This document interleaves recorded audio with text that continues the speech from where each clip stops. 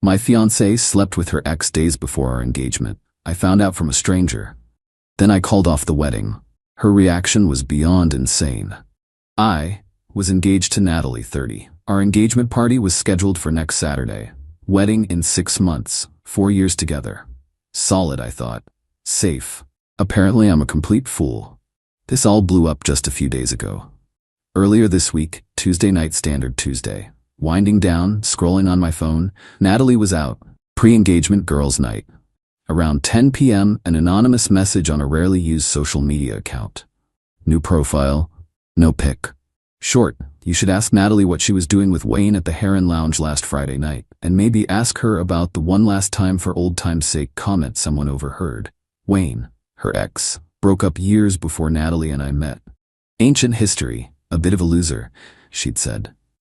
The Heron Lounge, upscale, not some dive. Last Friday night was the Friday before this past one. Nausea, then denial, a prank, some bitter troll. But the specificity, the Heron Lounge, the quote, it lodged in my gut.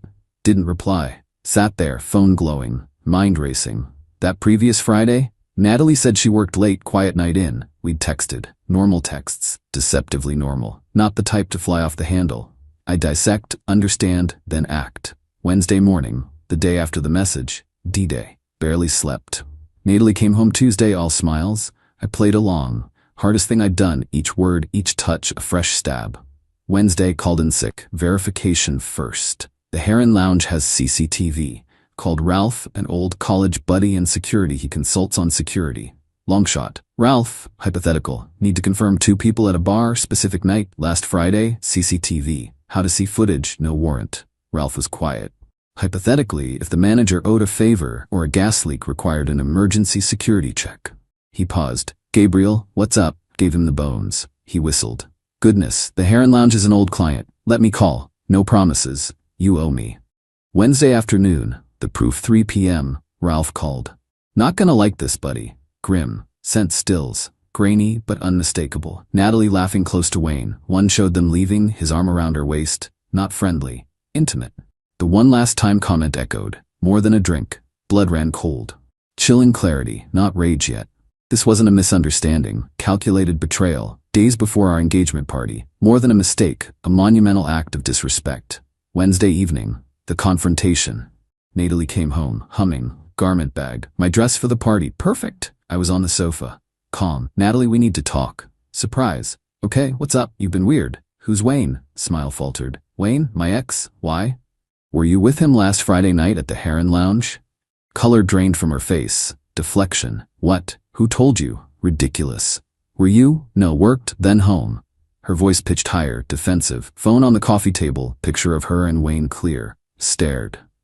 Silence.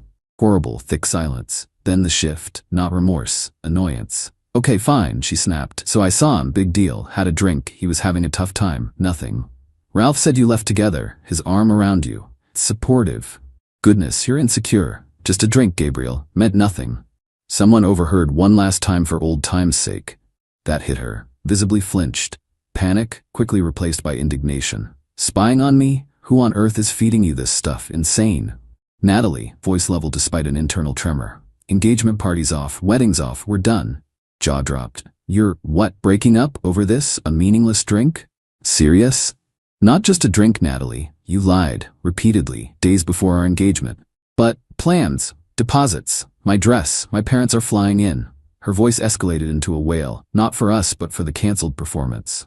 Unfortunate, but it's done. Stared, disbelieving fury. Can't do this, won't let you. Misunderstanding. We can fix this. Nothing to fix, Natalie. Walked to the bedroom, shut the door. Heard her sob, yell, plead. Just the beginning. Knew it. This was Natalie. Messy. Not for me. Done with messy, clean breaks, consequences. This was Wednesday. Still reeling, trying to stay focused. Stay tuned, Reddit. This is gonna be a ride. Update. So it's been a week since D-Day.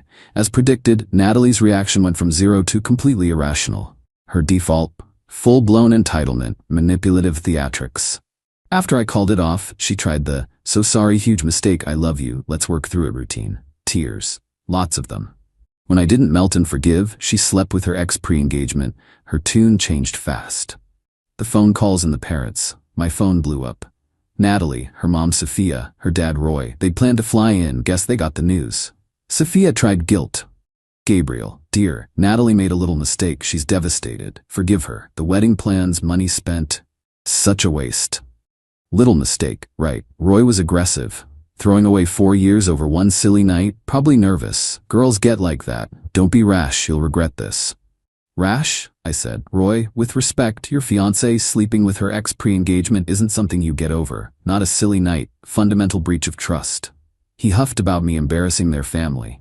My decision, not the cheating, was the embarrassment. The vendor vortex practical side. Dismantling a wedding. Calling vendors, venue, caterer, photographer. Most understood. Deposits, painful, thousands down the drain. Natalie expected me to absorb all costs. You're canceling, Gabriel, so you pay, she stated. Natalie, you violated our engagement. Your actions caused this. We split losses on joint non-refundable deposits. Your individual bookings are yours, mine are mine. Meltdown. My custom dress? Can't return it. You pay? Your fault. Astounding logic. The social media smear attempt, fun one. Natalie decided to ruin my reputation. Mutual friends reached out, awkward, hesitant. Natalie said you broke up because you got cold feet, acting controlling? True, you freaked over her having coffee with an old friend? Controlling. Because expecting fidelity is controlling. No mudslinging. Calmly told anyone who asked the truth. Found out Natalie was unfaithful with her ex Wayne days before our engagement party. Have proof, ended it. Truth cuts through nonsense. Most, oh goodness, yeah, okay. The apartment standoff. Our apartment. My lease. Told her 2 weeks to move. More drama. Can't kick me out, nowhere to go. She has family and friends. I pay rent, Natalie. Don't want to live with who betrayed me. She argued she should stay. I move out. Because, entitlement. Yesterday, her brother Vincent called. Usually reasonable, but fed Natalie's version. Gabriel, man, be fair, she's a mess. More time, share it, sort things out. Vincent, would you share an apartment with someone who just cheated on you? Silence. Yeah, point taken. She's not telling us the full story, not even close. The ring. Custom 1.5 carats vintage style. Pricey. Natalie, keeping the ring, gift, symbol of a commitment you broke. Etiquette. Rings returned if recipient's actions break engagement. Etiquette for people not having lives ruined. You owe me. Sighed. Natalie, give it back. Or small claims court, your choice. Hung up. Ring's still with her. For now. Vulnerability hits late. Quiet house, 4 years. A lie, bad judge of character. It stings terribly. Then morning, remember her demands, no genuine remorse, cold resolve kicks in. Not just a breakup now. Self-respect, actions have consequences. She wanted games? Fine. Changing rules, I play to win. More to come. She won't go quietly. Update. Okay, Reddit, things escalated. Natalie's entitlement hit a new stratosphere. Wayne the ex crawled out too. Real mess, but my resolve is diamond hard. Been a month since D-Day, about 3 weeks since my last update. The ambush meeting and Wayne's grand appearance months. Natalie's 2 weeks to move were ending. I stood firm. She alternated tearful pleas and angry accusations of me being heartless. Last Tuesday came home. Natalie and Wayne on my sofa. Wayne, the audacity. Natalie, dramatic. Gabriel, Wayne's here. We need to talk. Wayne, smug, lazy wave. Hey man, rough huh? Looked at him, then Natalie, get out. Gabriel, please. Natalie simpered. Wayne feels terrible, wants to apologize. Explain. Explain? Laughed, short, sharp, humorless. Explain conspiring to wrong me days before my engagement? Or Wayne, your zero self-respect? Wayne bristled. It just happened. Old feelings, drinks. Save it. Natalie, time's up. Out by tomorrow. Wayne, escort yourself out now. Natalie cried. So cruel. Can't you see I'm suffering? We both made a mistake. Wayne and I talked weakness, didn't mean anything. Closure for us, not hurting you. Sheer, unadulterated gall. Closure for you? By sleeping together pre-engagement? Therapeutic for yourselves? Wayne, she was scared, man. Cold feet, loves you, confused. His patronizing tone made my teeth ache. New strategy. Mutual, meaningless mistake, driven by fear, Gabriel should forgive. Thought they could tag team me. Neither of you understand, voice dangerously quiet. Fundamental betrayal. Natalie, you're a liar. Wayne, a parasite. Last time, get out. Wayne puffed up. Can't talk to her like that. Oh, I can. Pulling out my phone. Gone in 60 seconds, or I call security, then police for trespassing. That moved them. Natalie's venomous look. You'll regret this, Gabriel. Throwing away the best for stupid pride. As they left, Wayne muttered, he's a real jerk. Irony lost on them. The financial fiasco attempt. Natalie moved out, but not before financial warfare. Those wedding vendors? Methodically canceling, recouping what I could. Paid my half of non-refundable splits. Then, angry vendor emails. Natalie called them after I'd settled, claiming I was solely responsible for all cancellations, her share, items she ordered like her unpaid custom dress, designer now chasing me because Natalie gave my details as financier. Nerve to tell caterer I'd promised to cover her half as emotional distress compensation. The caterer, Grace, no nonsense good rapport, called directly. Gabriel? Strange calls from Natalie. True? Contracts with both. She insists you're on hook plus damages. Grace, welcome to my nightmare. She's lying. Have emails of our agreement. Forwarded Grace the email chain. Grace was livid at Natalie. That girl has nerve. Got your back. Sticking to original agreement. Natalie's new low. Malicious financial harm, damaging my credibility. Painting me as a deadbeat. My revenge. Cold hard facts. Methodical side kicked in. No screaming, no direct engagement anymore. Dismantle her narrative brick by brick. Cold, hard, verifiable facts. The ring still refused return. Filed small claims for full appraised value. Ring conditional on marriage. No marriage, no ring. Simple. Summons served at her parents. Heard her father Roy was furious at me for airing dirty laundry. Predictable.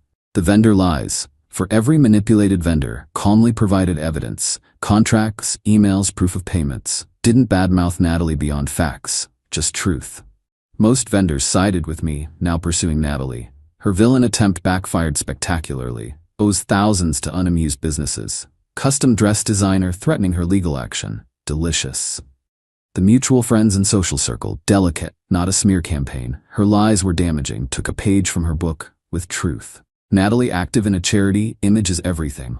Up for committee. Fed them a sob story. I'd cruelly dumped her.